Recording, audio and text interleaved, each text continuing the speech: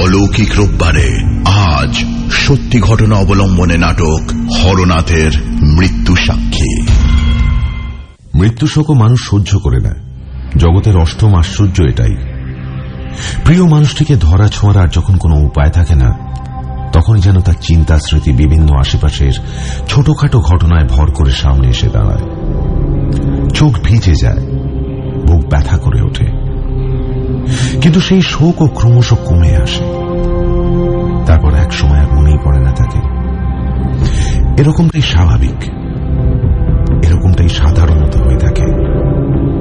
কিন্তু কখনো কখনো কোনো কোনো মৃত্যু কোনো জীবিত মানুষকে এমন ভাবে নাড়িয়ে দিয়ে চলে যায় যে সেই মানুষটি সারাটা জীবন ধরে বয়ে চলে সেই মৃত্যুর দুর্বহ ভার।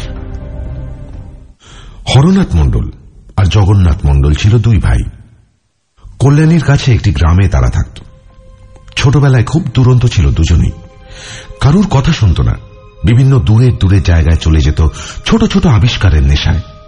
কোনো বাউলকে দেখতে, কখনো কখনো কোনো যাত্রা শুনতে অথবা খেলতে। দুই ভাই কিন্তু যমজ নয়। হরনাথ বছর দুয়েকের বড়, কিন্তু তারা হরিহর আত্মা। একদিন বেশ দূরের একটা গ্রামের এক বাউলের বাড়ি থেকে তারা দুভাই ফিরছিল, গান গাইতে গাইতে, গুনগুন করে। বিয়ের আগে বাপের বাড়ি, বিয়ের পরে শ্বশুর বাড়ি, কন্যা তোর নিজের বাড়ি কই। ভারী খাসা পদখানি বেঁধেছে বাউল। তাদের দুজনেরই তখন বয়ঃসন্ধির সময়। পথে চলতে চলতে তারা কোনো জানা বা অজানা কন্যার কথা ভাবছিল কিনা তাই বা কে জানে। অন্ধকার মাঠের মধ্যে দিয়ে পথ, চারিদিকে বহুদূর পর্যন্ত কোনো গাছপালা নেই। বহুদূরে দেখা যায় মাঠের প্রান্তরেখা, সেখানে কিছু গাছ, কিছু কুটির। চাঁদ প্রতি রাতে এই মাঠটি একবার বেরোয়। আজও চাঁদ উঠেছে, সামান্য হলুদ বাঁকা চাঁদ। সে এখন স্থির হয়ে আছে বিশাল মাঠটিকে চিরে চলে যাওয়া পথটির ঠিক ওপরে। পাশাপাশি হাঁটছিল দুই ভাই।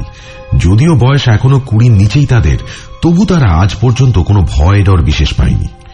এর চেয়েও বেশি রাতে পটল ক্ষেতের পাটকাঠিগুলির পাশে শুয়ে থেকেছে তারা। নিস্তব্ধতা ভাঙতে এক একটা কাঠি নিয়ে ভেঙেছে পটপট করে। কখনো বা অনেক রাতে চলতে চলতে ঘুমিয়ে পড়েছে মাঠের ভিতরেই। অনেক বিপদ হতে পারত, হয়, কিন্তু তা সত্ত্বেও আজ পর্যন্ত কোনো বিপদ তাদের হয়নি। কোনো বিষধর সাপ এসে তাদের ছোবল মারেনি অথবা ক্ষতি করেনি কোনো শয়তান লোক। তবু আজকে হঠাৎ করে মাঠের মাঝখানে এসে হরনাথের বুকটা কেমন যেন ছ্যাঁত করে উঠল। কেন জানে না সে। চাঁদের আলোয় কি একটা অদ্ভুত ছায়া পড়ল মনে হল। চট করে মুখটা একবার আকাশের দিকে তুলল হরনাথ। চাঁদটাকে কি ভয়ঙ্কর দেখাচ্ছে। একটা মেঘ ক্রমশ ঢুকে পড়ছে চাঁদটার সামনে, এইবার ঢেকে ফেলবে। আধো আভায় জমাট বাঁধা অন্ধকার মেঘটাকে যেন মনে হচ্ছে একটা ভয়ঙ্কর প্রাণী, তার একটাই শিং, ওই বাঁকা চাঁদ। অন্ধকার এক রাক্ষস ধারালো চাঁদের শিং উঁচিয়ে হরনাথের দিকে প্রচন্ড ভ্রুকুটি করে তাকায়। আতঙ্কে হরনাথ চোখ নামিয়ে ফেলে। কি দেখল সে? তার গা হাত পা শিরশির করছে কেন? সামনে দেখে ভাই জগন্নাথের কোনো খেয়ালই নেই। সে সোজা তাকিয়ে হাঁটছে নিজের মনে। তাকে দেখাবে ভেবে একবার আকাশের দিকে তাকাতেই দেখে নেই, চাঁদ নেই, রাক্ষস নেই, কিচ্ছু নেই। অন্ধকার, সম্পূর্ণ অন্ধকার আকাশ। মেঘটা এক মুহূর্তেই ঢেকে দিয়েছে বাঁকা চাঁদটা। মাঠের মধ্যে সেই ছোট্ট সরু পথটিতে আর এক হাত আগেও দেখা যায় না কিচ্ছু। সামনে জগন্নাথকে দেখা যায় না, কিন্তু পায়ে পায়ে সেই পথটাকে ঠাহর করে। পা চালায় আস্তে আস্তে, আর 2 পা যেতে না যেতেই সেই ঘন অন্ধকারে তার ধাক্কা লাগে আরেকটা মানুষের সঙ্গে। প্রায় চিৎকার করে ওঠে, কে? ধাক্কা লাগে না, কিন্তু পরের মুহূর্তেই বুঝতে পারে কেউ না, আরে ও জগন্নাথ, তার ভাই। পথে যেতে যেতে থমকে দাঁড়িয়েছে হঠাৎ। কিন্তু কেন দাঁড়ালো জগন্নাথ? সে তো দিব্যি অন্ধকারের মধ্যে গুনগুন করতে করতে এগোচ্ছিল নিজের মনে। মনটা বেশ খুশি ছিল তার আজ। মনে মনে সে বাউলের কথাই ভাবছিল, আর ভাবছিল গানের কলি, দে দে দে পাল তুলে দে মাঝি, যাবি মদিনা, তোর হৃদয় মাঝে কাবা, নয়নে মদিনা। আহা, কি গান! এর মধ্যেই সে বুঝতে পেরেছে চাঁদের আলোটা ক্রমশ ক্ষীণ হতে হতে নিভে গেল, আর প্রায় কিছুই দেখা যাচ্ছে না। আন্দাজে পথ চলে সে। দাদা একটু পেছিয়ে পড়েছে, সে পড়ুক, পথ তো চেনা। কিন্তু হঠাৎ কিসের সঙ্গে একটা হোঁচট খেয়ে পড়ে যেতে যেতেও সে সামনে নেয়। তার বুকটা ছ্যাঁত করে ওঠে, কিছুই বুঝতে পারে না সে মাঠের মাঝখানে এই পথটার ভিতরে কি পড়ে থাকবে। আর যেটা পড়ে আছে সেটা তো ঠান্ডা কেন? পাটা সরিয়ে নেয় সে, আর সঙ্গে সঙ্গে পিছন থেকে একটা লোক এসে ধাক্কা দেয় তাকে। প্রথমটা চমকে গেল, তারপর সে বুঝতে পারে যে পিছন থেকে তার দাদা এসে তাকে ধাক্কা মেরেছে। মানে হঠাৎ করে ধাক্কাটা লেগে গেছে। সে ভয়ে হরনাথের হাতটা চেপে ধরে। কি ওটা? কি পড়ে রয়েছে রাস্তায়? কি? হরনাথ বুঝতে পারে তার ভাই ভয় পেয়েছে। সে আস্তে আস্তে জিজ্ঞেস করে, কিরে কি হলো, দাঁড়িয়ে পড়লি কেন? জগন্নাথ আরো শক্ত করে দাদার হাত চেপে ধরে বলে, দাদা পায়ে কি একটা ঠেকলো, খুব ঠান্ডা। আর তক্ষুনি ঝট করে একটা দীর্ঘশ্বাসের মতন শীতের দমকা হাওয়া শুকিয়ে যাওয়া শূন্য মাঠটার ধুলো উড়িয়ে দিয়ে চলে গেল। নাকে মুখে এসে ঢুকে যায় সেই হাওয়া, অন্ধকারে যেন ছড়ির মতো শরীরে এসে বিঁধে যায়।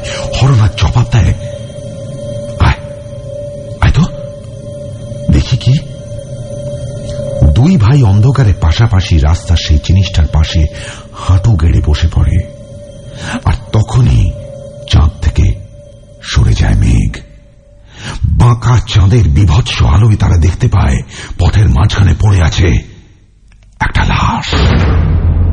তারা একটা মৃতদেহের পাশে বসে আছে। মৃতদেহটি একটি পুরুষের, শীর্ণ চেহারা, কালো গায়ের রং, পেশিগুলি পাকানো, আর তার পরনে একটা গামছা। আর মৃতদেহটির মুখ যেখানে থাকার কথা সেখানে সেখানে সেখানে সেখানে কিচ্ছু নেই। মৃতদেহটি মুন্ডহীন, তার কাটা ঘাড় থেকে রক্ত বেরিয়ে জমে আছে তার চারপাশে। নিজের রক্তের ওপর ঠান্ডা গলা কাটা মৃতদেহটিকে পড়ে থাকতে দেখে চোখ বিস্ফারিত হয়ে যায় হরনাথ আর জগন্নাথের। ঘাম দিতে থাকে গোটা শরীরে। জগন্নাথ আরো শক্ত করে চেপে ধরে দাদার হাত। আর সেই মুহূর্তে এতক্ষণের নিস্তব্ধতা চিরে মাঠের অন্য দিক থেকে শোনা যায় একটা কুকুরের ডাক, যেন নরকের কুকুর ডাকছে। বিভৎস তীব্র ঘেউ ঘেউ ঘেউ ঘেউ, হিমশীতল হৃৎপিণ্ড স্তব্ধ করে দেওয়া জান্তব চিৎকার। আর সেই চিৎকার ক্রমশই এগিয়ে আসে হরনাথ আর জগন্নাথের দিকে। একটু পরেই হরনাথ দেখতে পায় তাকে। চাঁদের ক্ষীণ আলোয় তাদের লক্ষ্য করে ছুটে আসছে একটা বিশাল আকৃতি কুকুর।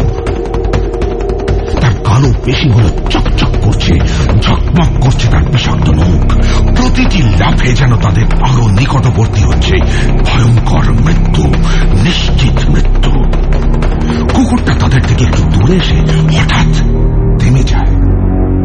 তার চোখগুলো জলজল করছে, মুখটা ধারালো দাঁতগুলোর ফাঁক দিয়ে বের হয়ে ঝুলে আছে লালায় ভর্তি বিশাল লাল জিভটা। আর সেই লকলকে জিভটা বার করে কুকুরটা হাঁপাতে শুরু করে। হরনাথ আর জগন্নাথ দুই ভাই মূর্তির মতন দাঁড়িয়ে দাঁড়িয়ে কাঁপতে থাকে। পিছনে ফিরে যে তারা পালাবে সেই বুদ্ধিটুকু তাদের আসে না।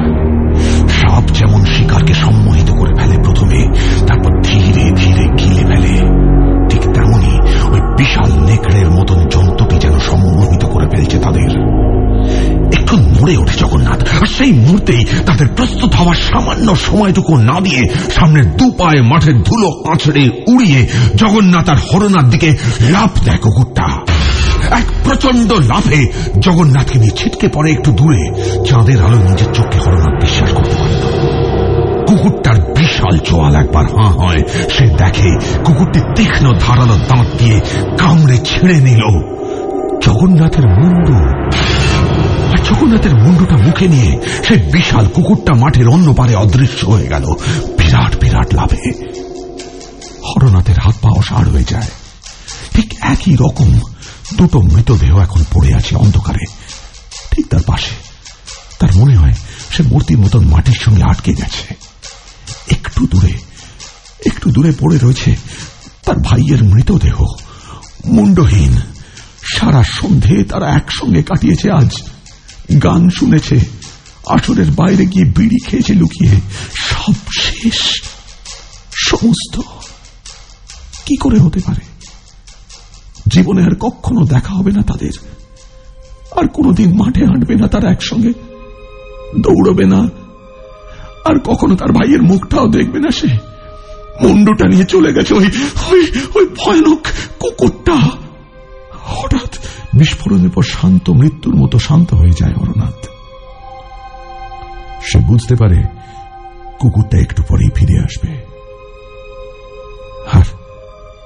আর তার মুন্ডুটাও ছিঁড়ে নিয়ে চলে যাবে। নিয়তি নিয়তি সে অপেক্ষা করতে শুরু করে।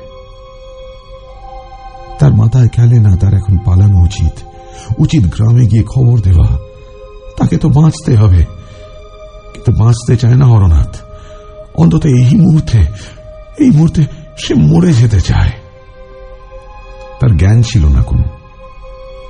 পরের দিন সকালে দুটি মৃতদেহের সঙ্গে অসাড় হরনাথকে আবিষ্কার করল মাঠের মধ্যে দিয়ে যাতায়াত শুরু করা চাষিরা।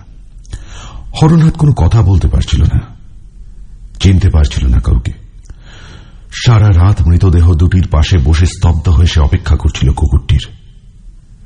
সে নিশ্চিত ভেবেছিল তার মাথাটাও ছিঁড়ে নিয়ে যাবে, সেই নিশ্চিত মৃত্যু। কিন্তু সেই মৃত্যু আসেনি। এসছিল আরেকটা ভোর।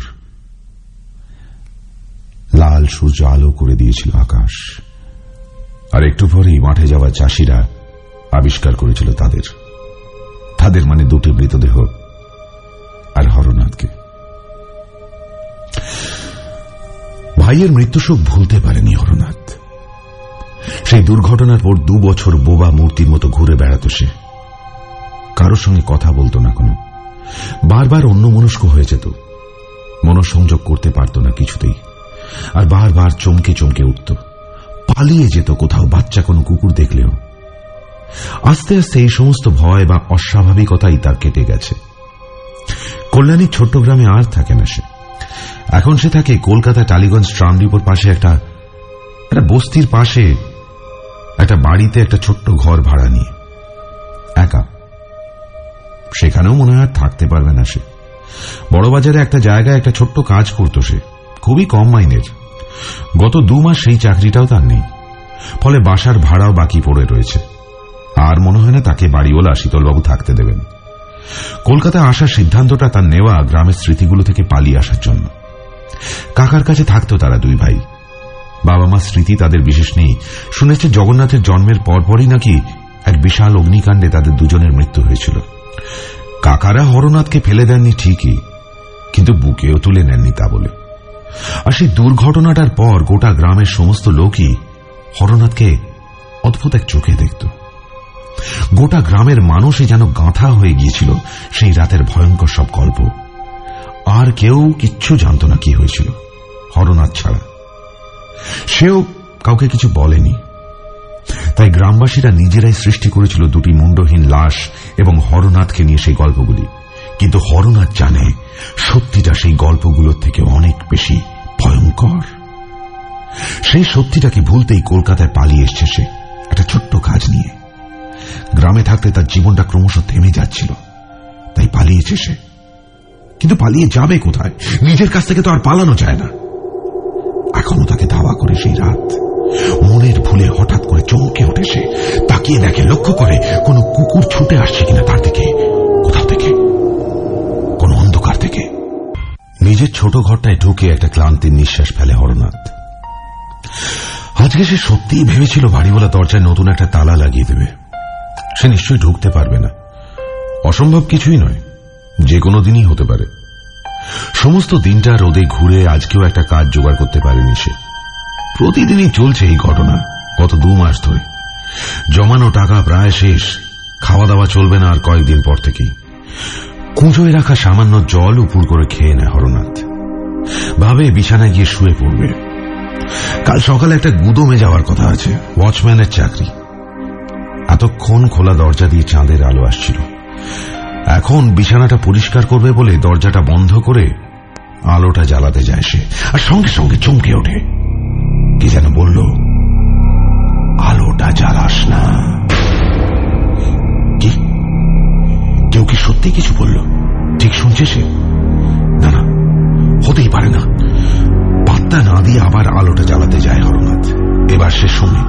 সে সত্যি শোনে। ঘরের কোণ থেকে কে যেন তাকে উদ্দেশ্য করে পরিষ্কার গলায় বলে উঠল, আলোটা জ্বালাস না দাদা, বলছি না, শুনছিস না কেন? ভীষণ ভয় পেয়ে যায় হরনাথ। কে কে তার ঘরের মধ্যে এত রাত্রে তাকে না জানিয়ে? এবং সে যে স্পষ্ট শুনল, দাদা দাদা, তাকে লোকটি দাদা বলে ডাকছে। তবে কি এতদিন পরে হরনাথ শুনতে পায় কুকুরের অস্পষ্ট ডাক। তার মনে হয় তার ঘরের মধ্যে একটা কুকুর ঢুকে পড়েছে। সে ডাকছে, একটু পরে আবার স্পষ্ট কুকুরের ডাক শোনা যায়। নিঃসন্দেহ হরনাথ। সে চমকে মাথাটা খাটের দিকে ফেরায়। ঘর বন্ধ, অন্ধকার। অন্ধকারে দেখা যায় একটি মানুষ এবং একটি কুকুরের ছায়ার অবয়ব পাশাপাশি বসে রয়েছে তার বিছানায়। বিশাল একটি কুকুর এবং একটি মানুষ। কিশোর শিউরে ওঠে হরনাথ, কিন্তু তারপরেই তার খুব একটা ভয় করে না। সে তো জানে, সে তো মনে মনেই জানে ওরা কারা। সেই কুকুরটি এবং জগন্নাথ, তার ভাই। সেই রাতের পর থেকে আজ পর্যন্ত প্রতি রাতেই কি সে ভাবেনি সেই কুকুরটি এবং তার ভাইয়ের সঙ্গে তার আবার দেখা হবে কখনো না কখনো? এ তো তার দৃঢ় বিশ্বাস ছিল। তাই যখন সে বোঝে সেই বিশ্বাস ভুল ছিল না, তখন হরনাথের আর ভয় করে না। বরং সে বলে, কে? চিনতে পারছিস না? আমি যোগু, তোর ভাই। কিছুক্ষণ কথা বলতে পারে না হরনাথ। তাকে বিশাল অন্ধকার কুকুরটি খাট থেকে লাফিয়ে নেমে সারা ঘরে ঘুরে বেড়াচ্ছে। ভয়ে চেয়ারে বসে পড়ে হরনাথ। পা দুটো তুলে নেয় চেয়ারের উপরে, বাবু হয়ে বসে। কাঁপা কাঁপা গলায় জগন্নাথকে জিজ্ঞেস করে,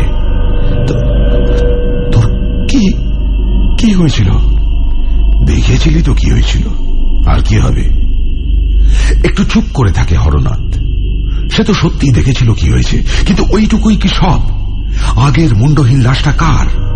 আর এখন ওরা এলো কি করে, কোথা থেকে? অনেক অনেক প্রশ্ন ভিড় করে আসে তার মনে, মাথার ভিতর, কিন্তু সে জিজ্ঞেস করে উঠতে পারে না।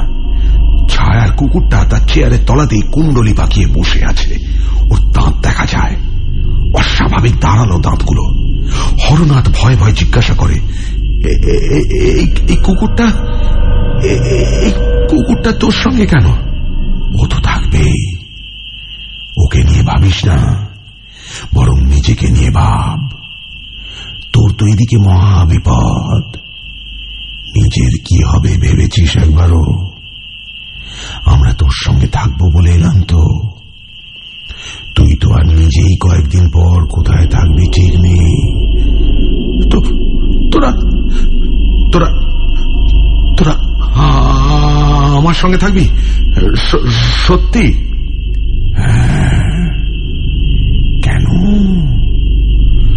অসুবিধে আছে নাকি কোনো? কিন্তু কিন্তু কি করে থাকবি?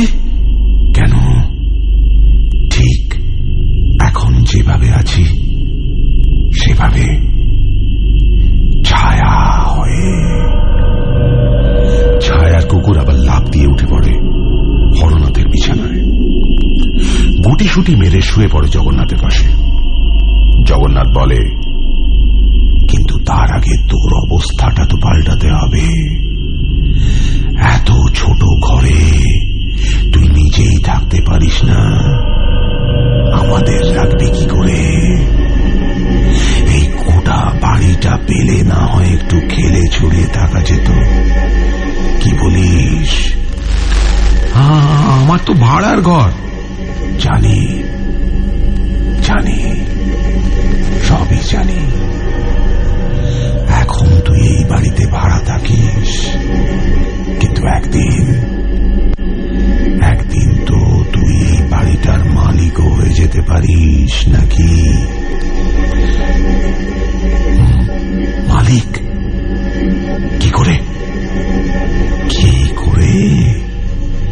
তুই জানিস না কি করে? না না, বিশ্বাস কর, সত্যি আমি জানি না কি করে। তুই জানিস যোগু, আমার গত 2 মাস ধরে কোনো চাকরি নেই, ইনকাম নেই, কোনো বাড়ি ভাড়া দিতে পারছি না।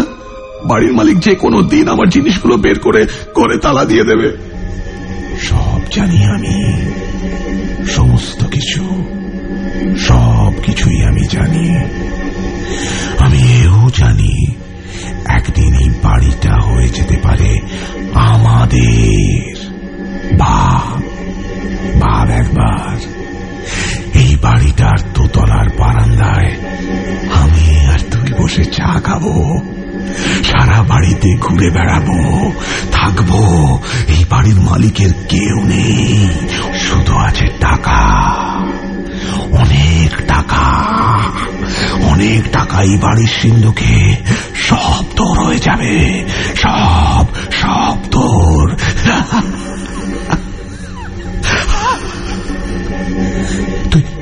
তুই এসব কি বলছিস যোগু? তুই তো এরকম ছিলিস না, তুই তো খুব সরল ছিলি, তুই তো বাউল গান শুনতি। কি হয়েছে তোর?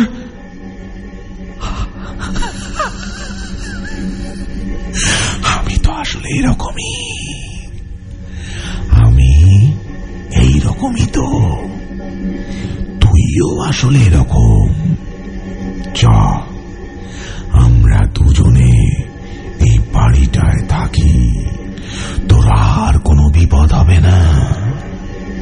আমি অনেক কিছু জানি, অনেক কিছু, সব তোকে আমি শিখিয়ে দেব। তুই শুধু আমার কথা শুনে চল।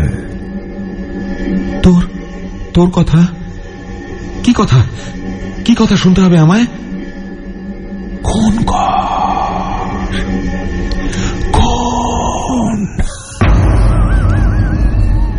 কি?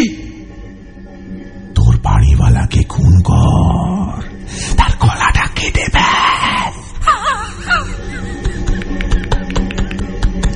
পারবো না, আমি পারবো না। গলাটা ভয়ঙ্কর হয়ে ওঠে জগন্নাথের। পারতে তো তোকে হবেই দাদা, আমাদের জন্য পারতে হবে। এখন তো তুই আর একানো আগের মতো, আমরা তো আছি, তোকে পারতেই হবে। ছায়ার কুকুর বিছানা থেকে লাফিয়ে নেমে এসে 2 পা তুলে দেয় হরনাথের চেয়ারে। হরনাথ এতক্ষণে ভালো করে দেখতে পায় কুকুরটার বিশাল লাল জিভ, ধারালো দাঁত। কুকুরটা তার কোলে থাবা রেখে তার দিকে হিংস্র দৃষ্টিতে তাকিয়ে থাকে। হরনাথের এবার ভয় করে আবার। সে অসহায় চোখে তাকায় ভাইয়ের দিকে, তাকিয়ে বোঝে তার ভাইয়ের কথা অক্ষরে অক্ষরে তাকে মেনে চলতে হবে, না হলে যে কোনো মুহূর্তে ছায়ার কুকুর তার গলা থেকে ছিঁড়ে ফেলতে পারে তার মুন্ডু।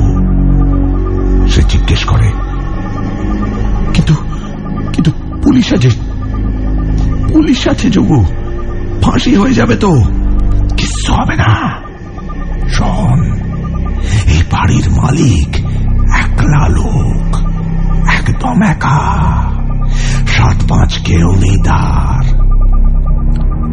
হ্যাঁ জানি তো।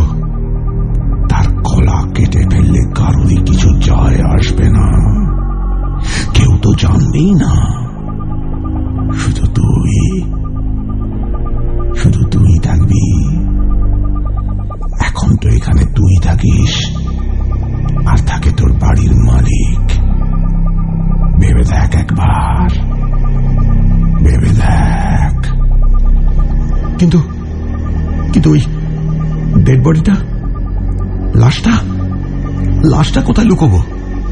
ভীষণ শব্দ করে হেসে ওঠে জগন্নাথ, যেন কদর্য কোনো মজা পেয়েছে সে।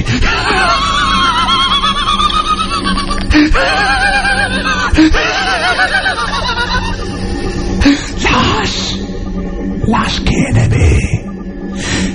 নেবে, লাশ তো আর থাকবেই না, লাশটা খেয়ে নেবে। কিসব বলছিস তুই? কে খেয়ে নেবে লাশ? ওই তো, ওই যে যাকে ভয় পেয়ে তুই খুন করতে রাজি হয়ে গেলি, যে তোর কোলে পা দিয়ে তোর দিকে তাকিয়ে আছে, সে।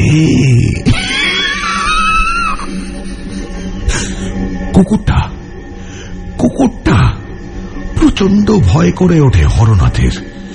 কুকুরটা লাশটা খেয়ে নেবে, আর কিচ্ছু পড়ে থাকবে না, রক্ত না, মাংস না, কিচ্ছু না, কেউ কিচ্ছু জানতে পারবে না।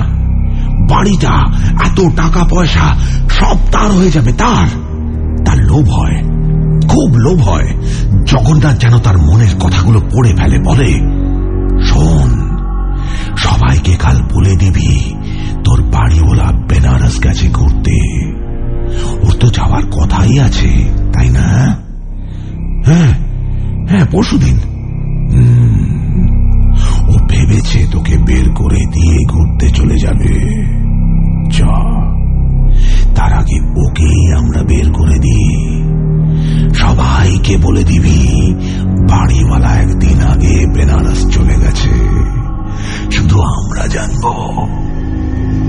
তোর বাড়িওয়ালা আর ফিরবে না।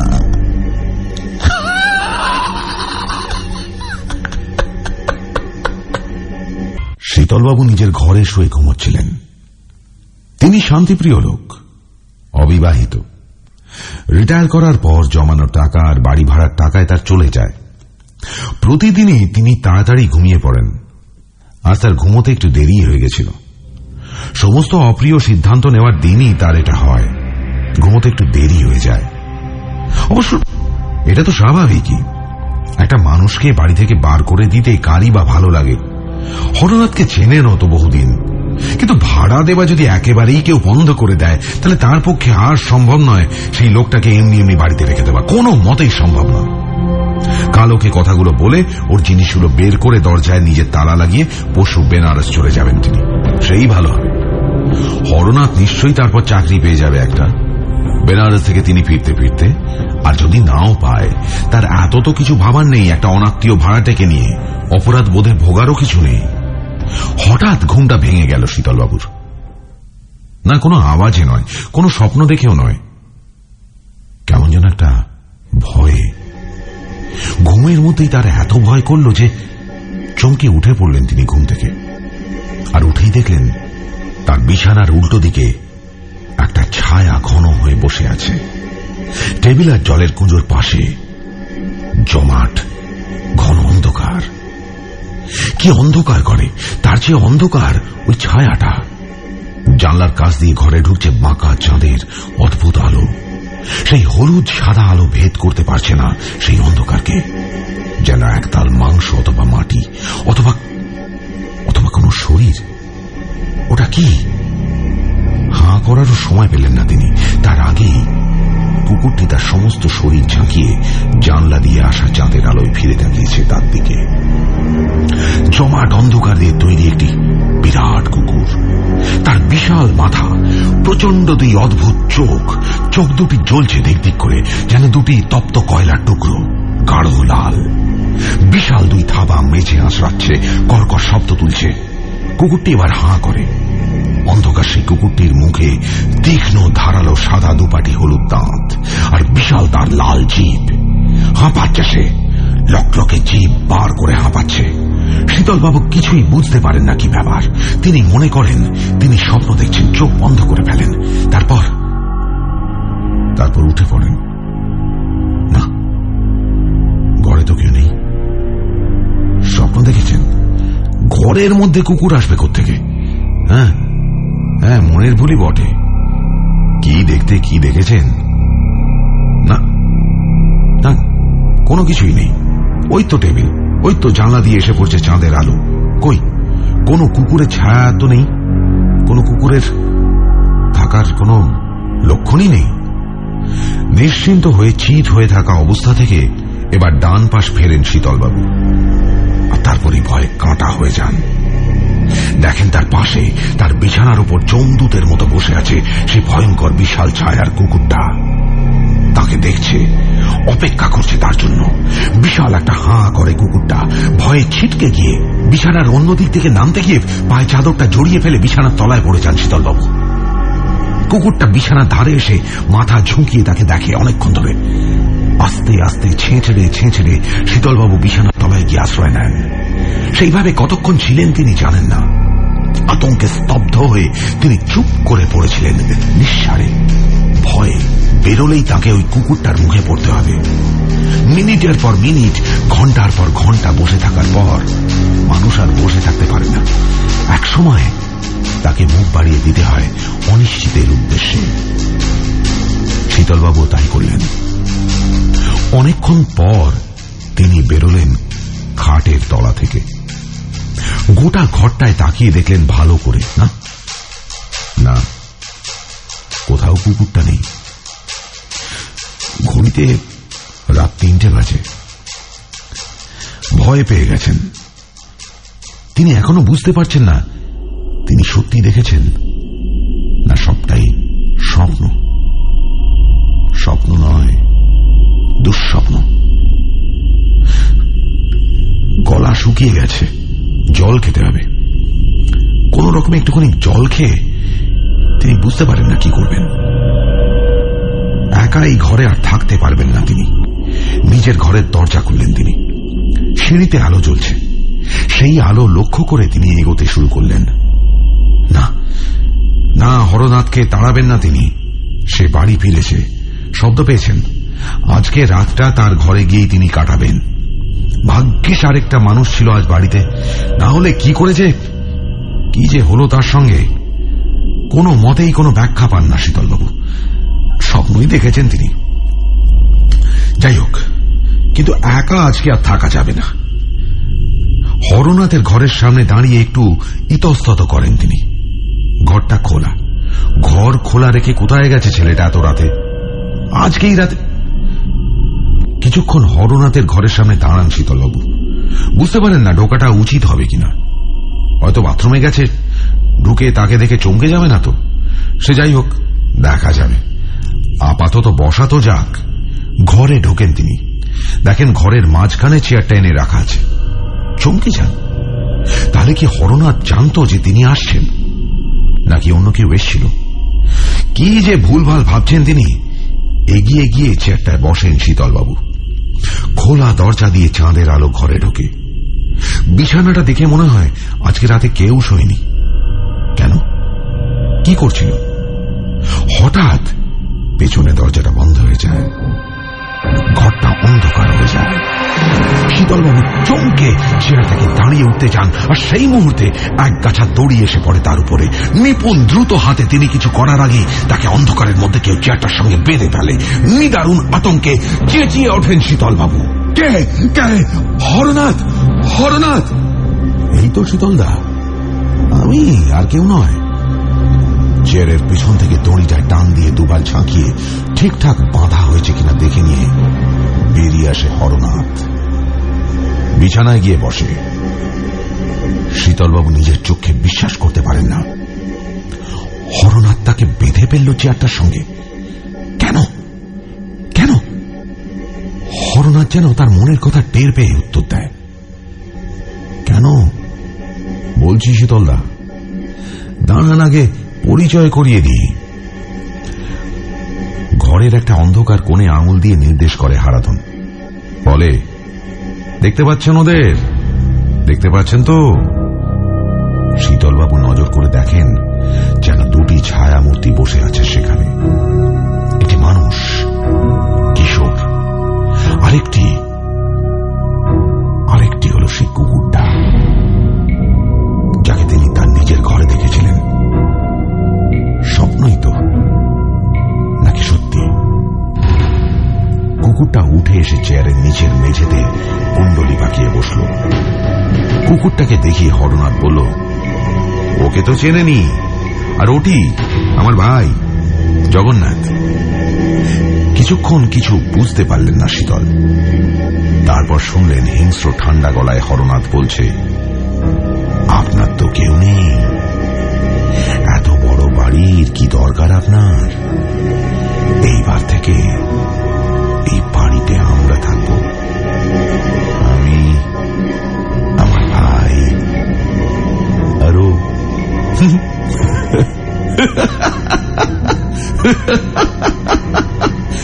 হাসির আওয়াজে কুকুরটা মাথা তোলে, যেন সম্মতি জানায়। শীতলবাবু বলেন, সে তো এখনো আছো, থাকো না, থাকো না, আমার কোনো আপত্তি নেই, তবে আর ভাড়া দিতে হবে না। আমি এই কথাটা বলতেই তো এক হুঙ্কারে তাকে থামিয়ে দেয় হরনাথ। এখনো তো আপনি আছেন? আপনি আর থাকবেন না,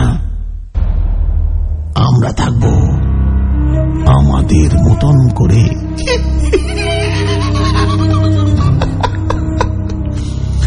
কি বলছো তুমি হরনাথ? আমি থাকবো না মানে? মানেটা খুব সোজা শীতলদা, আপনি মারা যাবেন আজকে রাত্রে।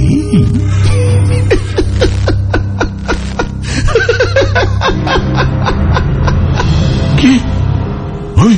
আমি মারা যাব?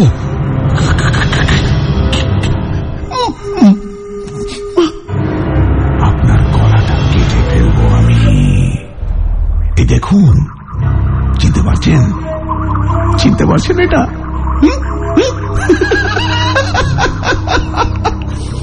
ধারালো লম্বা একটা ছুরির মতো লোহার পাত হাতে নিয়ে দেখায় হরনাথ। শীতল চিনতে পারেন সেটা।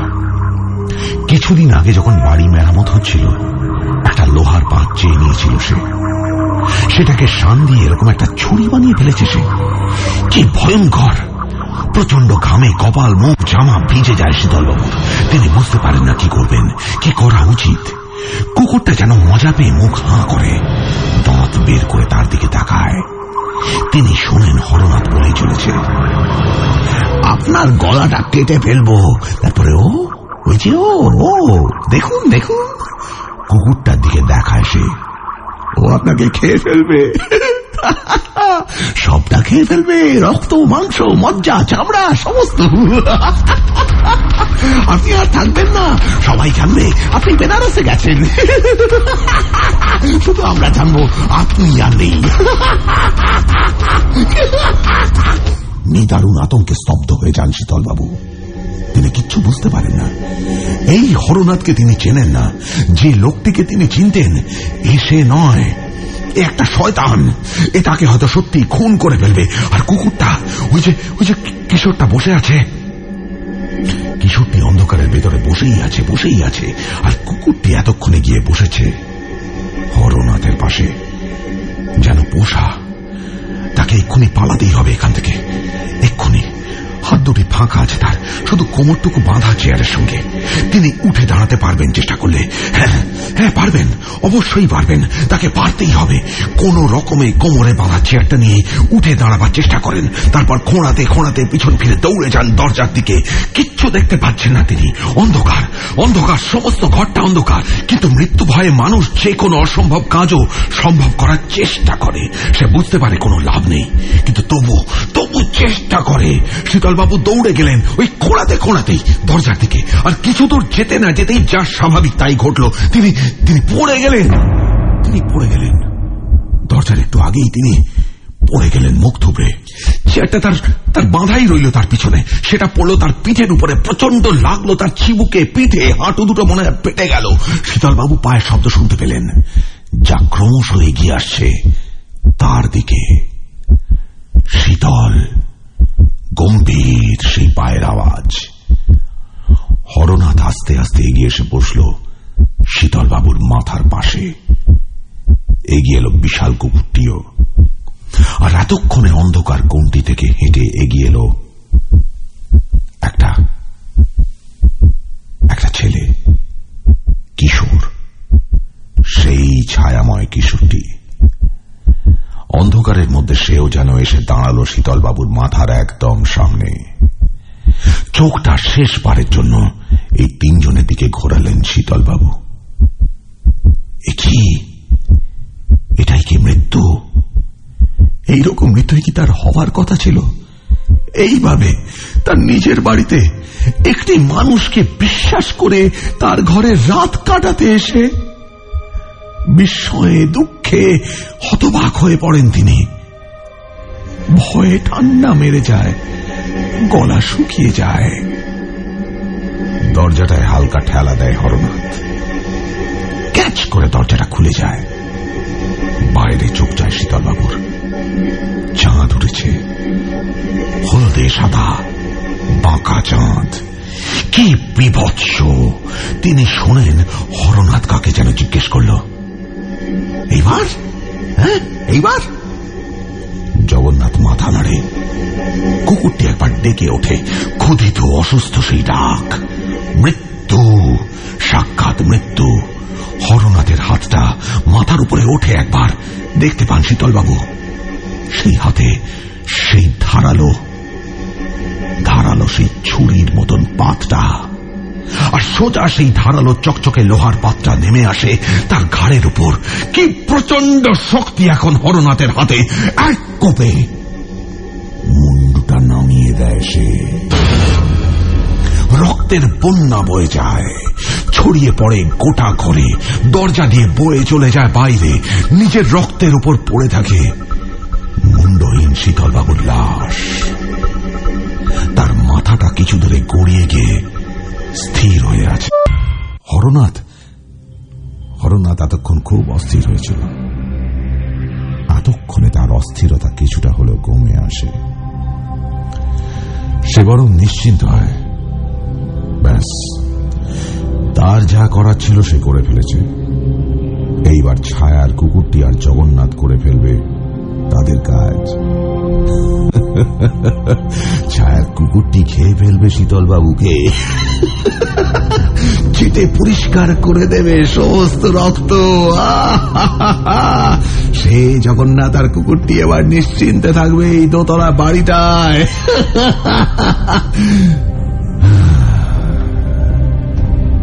অতিরিক্ত নিশ্চিন্ততায় যেন ঝিমিয়ে পড়ে হরনাথ। এতক্ষণের চূড়ান্ত উত্তেজনার পর আর খুব প্রত্যাশা ভরে তাকায় জগন্নাথের দিকে।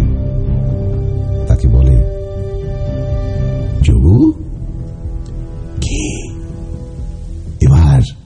এবার ওকে বল খেয়ে নিতে। কি খেয়ে নিতে রে? ওই যে লাশটাকে খেয়ে নিতে। কি করে খাবে? ও তো খেতে পারে না।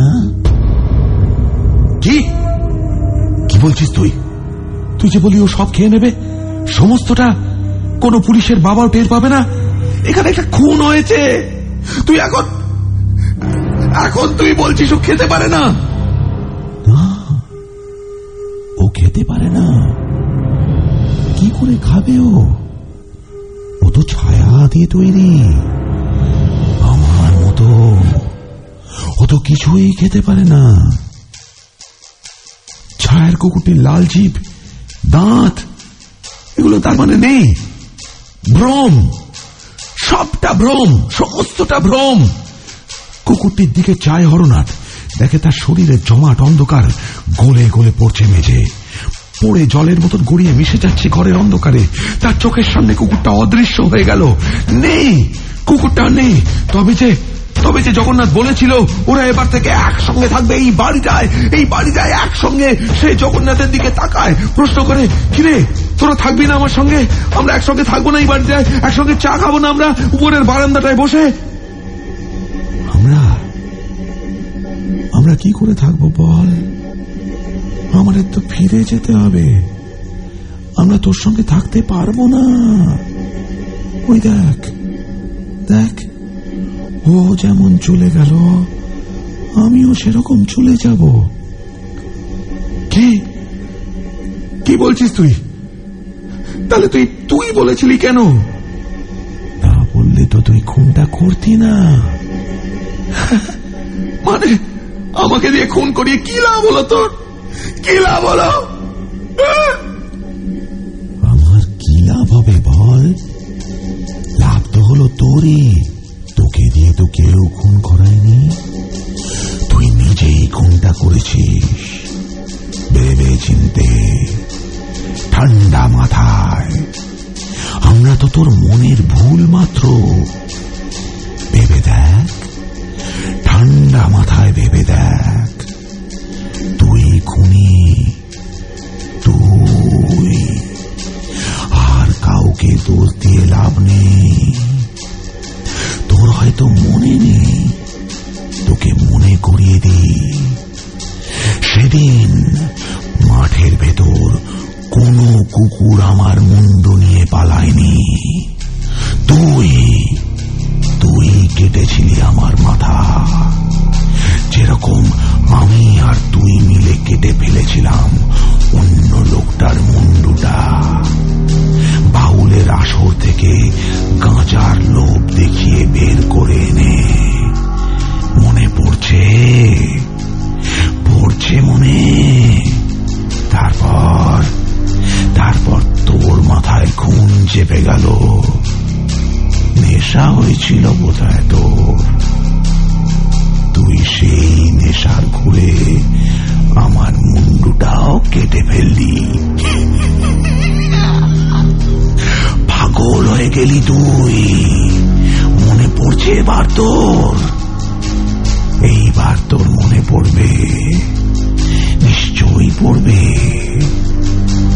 এখন আর তুই পাগল নোস। এইবার তুই সুস্থ। এখন তুই একেবারে সুস্থ হয়ে গেছিস।